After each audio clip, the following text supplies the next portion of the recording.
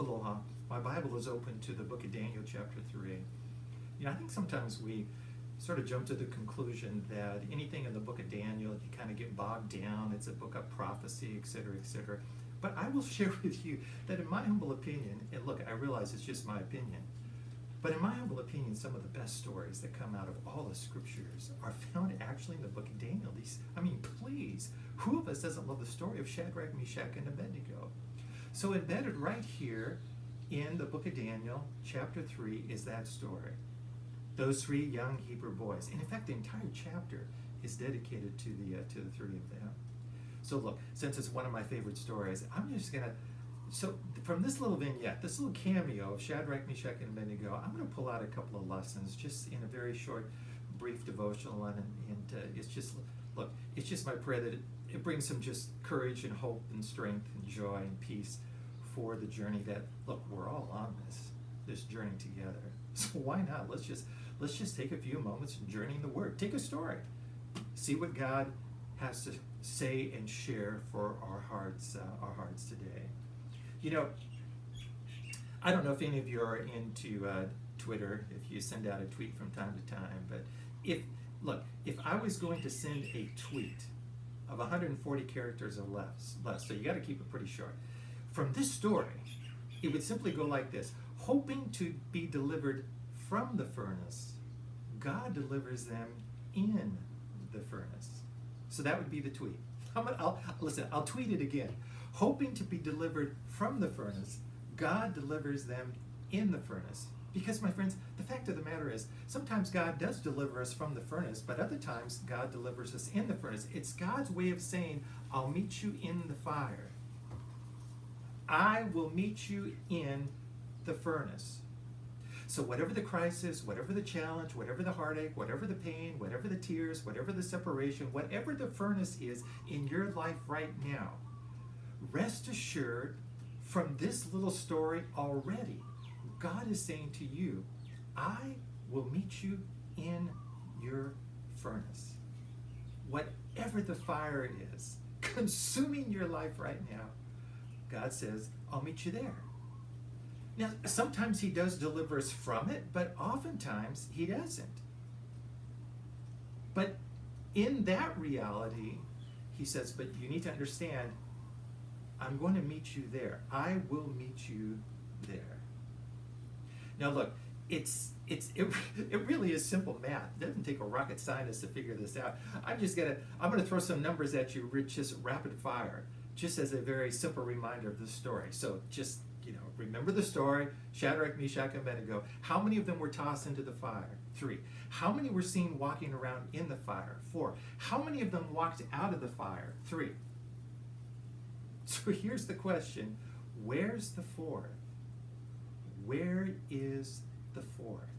3 go in, 4 walk around, 3 come out. Where's the 4th? I'll tell you where the 4th is. The 4th is still in the fire. It's God's tangible way of saying, I will meet you in the furnace. Whatever that furnace and fire is that you're going through, God says, I will meet you there. I will be with you. I will walk with you. I will journey with you for whatever it is. That's the reason why he stayed in the fire. Shadrach, Meshach, and Adednego, they come out. Where's God? He's still there. It's his way of saying, I will meet you in the fire. I think it's maybe one reason why my mind just kind of wanders a little bit, and I imagine a few things when I think about this story, because it's just one of my favorite. I grew up with it as a kid, so who of us doesn't remember this story? But one of the things I just kind of wonder about is, my hunch is that this was such a monumental moment for Shadrach, Meshach, and Adednego in their lives, that my sense is that on the anniversary date, whatever that date was for them, on the anniversary, they'd always get together. And of course, I imagine it now that they're deep into retirement. So now they're obviously they're a bit older, and so the anniversary date rolls around, and they each go to their closet to get out that robe. But by now the family has basically given up trying to talk them into just getting rid of it, because I mean, by now those robes are completely out of style, and because they're a little bit deep into retirement, those robes are probably fitting quite a bit tighter than they did originally. But now they keep them. They go to the closet, they put on the robes, they get together, and they begin to tell the story. They tell the story. Hey guys, remember when we were young and we were full of courage and full of faith and full of conviction, and we defied the king's order. They just recall the story of what that must have been like. And I wonder if in the recalling of the story that they reminded each other the conversation that fourth person in the furnace had with them. God met them in the fire. And could it be that God said, hey, listen, guys, you just need to understand that all heaven is so proud of you for your courage and your faith and your conviction to defy the king and to stand for me. We're so proud of you. And listen, guys, you need to understand that this story, this experience, is going to bring incredible strength and courage to countless thousands for years to come, who are going to be going through a similar type of crisis. And their mind is going to flash back to you guys, Shadrach, Meshach, and Adednego, of how you stood strong and how I showed up to be right here with you. In fact, guys, they're going to be mentioning your name thousands of years from now. I mean, just think about it. I mean, we're still talking about Shadrach, Meshach, and Adednego today. It's amazing. So I think another application would simply be this. Now, look, God doesn't need a calendar. But just for illustration's sake, let's just say that there is this huge, gigantic, cosmic calendar in heaven somewhere. Now let me just be clear once again. God doesn't need it. He's omniscient, he's omnipresent, he knows everything. He doesn't need to be reminded to be any place because he's already there. But let's just say that hundreds of years before Daniel chapter 3, God had written in that cosmic calendar, meet Shadrach, Meshach, and Adednego in the furnace. He writes it down. Finally, the day comes. God looks into the calendar and says, whoa, today's the day. Shadrach, Meshach, and Adednego. I'm going to meet these guys. Shh, straight down. God's in the furnace. So God has kept the appointment. God is in the furnace. But here's the question. What if Shadrach, Meshach, and Adednego hadn't showed up?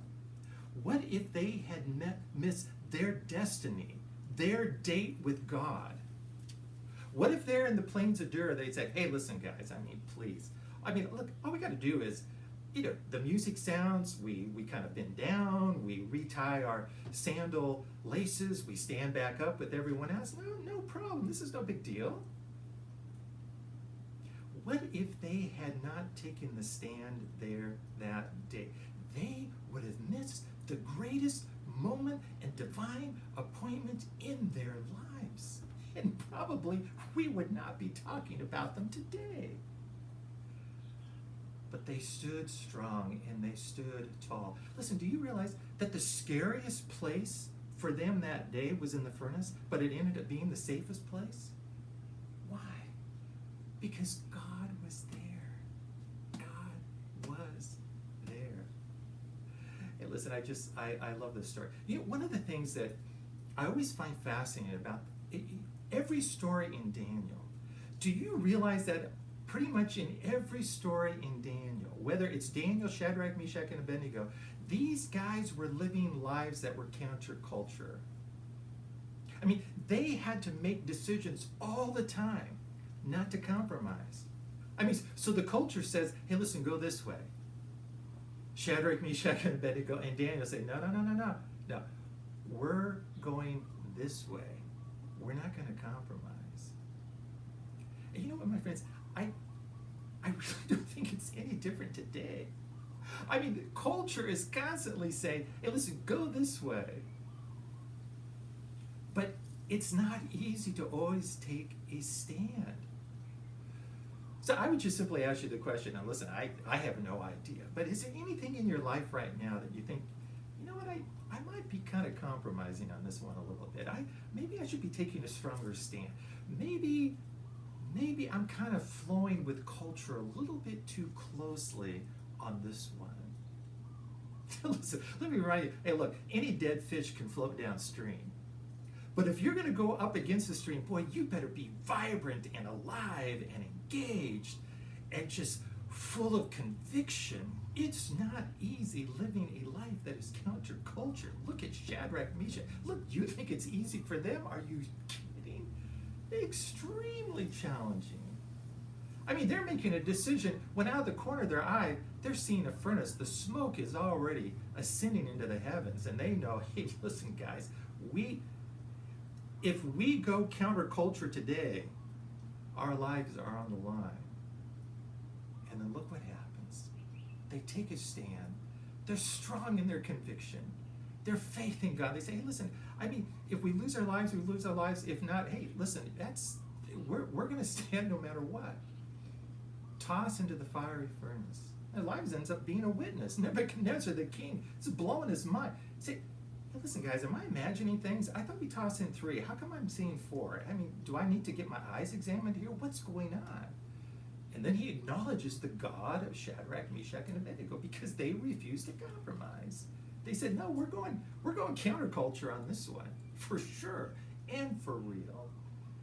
And God's promise, I will meet you in the fire. I will meet you in the furnace. So listen, my friends, I have no idea what's going on in your life. I just know that life and the reality of life, living it right here, right now, in this context, it's a mess. And so whatever it is, look, we're all facing fires and furnaces all the time. It could be the furnace of finances. It could be the fire of a lost job. It could be the furnace of a health. It could be the fire of a lost loved one. It could be the furnace of depression and discouragement. I mean, on and on and on. Family issues, on and on and on. These are the fires and the furnaces that we face today. Because we live in a broken, fragile world. That is the reality. But the other reality is, based on this story, God says, I will meet you in the fire. Whatever the furnace is that you are facing right now, that's God's promise. I will meet you there. And oftentimes, what appears to be the scariest situation in our lives ends up being the one that brings the most joy and peace and comfort. Because God is there. God is there. Wow, I love that. You know, there's a hymn that we really just don't sing anymore because, I mean, we're not singing hymns too much anymore. But you know, through the years, whenever I would sing this hymn, I would think of Shadrach, Meshach, and Adednego. I'm not going to read you all the verses, actually. Well, actually, I'm going to, if you don't mind. Just hang on 1 second. So you're going to recognize this, all right? I'm going to go through these really, really quick. You're going to recognize this hymn. Father, lead me day by day, ever in thine own sweet way. Teach me to be pure and true. Show me what I ought to do. Are you already starting to see Shadrach, Meshach, and Adednego? Verse 2, when in danger, make me brave. What, are you serious? This has got Daniel 3 all through it. Make me know that thou canst save. God's in the furnace.